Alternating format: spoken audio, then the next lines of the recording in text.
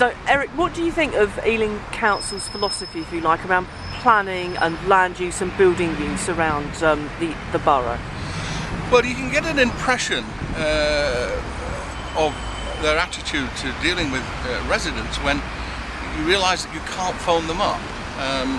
Most planning departments you can phone up and get to talk to a planning officer in the rest of London and the rest of the country.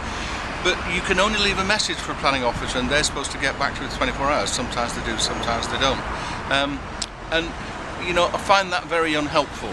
I was recently researching some work under the Localism Act, and I saw that Milton Keynes had set up some neighbourhood forums, and I got a senior planning officer on the phone directly in real time and spoke to her for half an hour, and she sent me a very large email with lots of enclosures. Well, I don't even live in Milton Keynes, right. So the attitude there. What came in 2004 was called the Local Development Framework, and that was a way of ostensibly starting again, having another look at planning areas. And right from the start, Ealing made a late start on it and never really attempted to engage with the local residents.